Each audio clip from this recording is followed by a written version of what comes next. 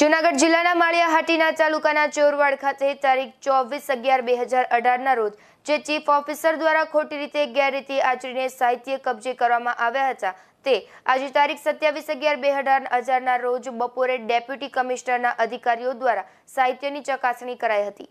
જૂનાગઢ જિલ્લાના માળિયાહાટીના તાલુકાના ચોરવાડ ખાતે તારીખ 24/11/2018 રોજ જે ચીફ ઓફિસર દ્વારા ખોટી રીતે ગેરરીતિ આચરીને સાહિત્ય કબજે કરવામાં આવ્યા હતા તે આજે તારીખ 27/11/2018 રોજ બપોરે ડેપ્યુટી કમિશનરના અધિકારીઓ દ્વારા સાહિત્યની ચકાસણી કરતા સાહિત્યમાં કોઈ જાતની છેડછાડ ન કરવામાં આવેલ તે તુરંત જ ચોરવાડ નગરપાલિકાને સોંપવામાં આવ્યા હતા। ત્યારબાદ સાંજે અંદાજિત 9 કલાકે ફરી એકવાર ચીફ ઓફિસર તેમજ વિરોધ પક્ષ દ્વારા ચોરવાડ નગરપાલિકાએ આવીને વિવાદ સર્જવાની બદનામ કરવાની કોશિશ કરી હતી, જે વાતની સોમનાથના યુવા ધારાસભ્ય શ્રી તેમજ ચોરવાડ નગરપાલિકાના સદસ્ય વિમલભાઈ ચુડાસમાએ તુરંત લોકોને જાણ કરતા જ વિમલભાઈ સાથે લોકોના ટોળાને ટોળા ઉમટી પડ્યા હતા।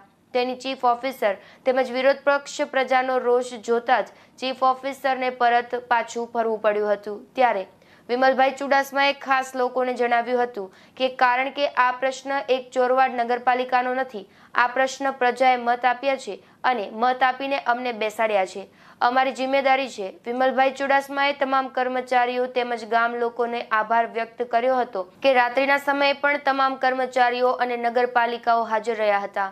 ત્યારે પણ વિમલભાઈ ચુડાસમાએ ખાસ કહ્યું હતું કે ગમે એટલું જોર કરે, જ્યાં સુધી કર્મચારીઓ તેમજ ચોરવાડ ગામ સમસ્ત સહકાર છે ત્યાં સુધી હું ડરવાનો નથી કે ક્યારે હું પીછેહટ કરવાનો નથી।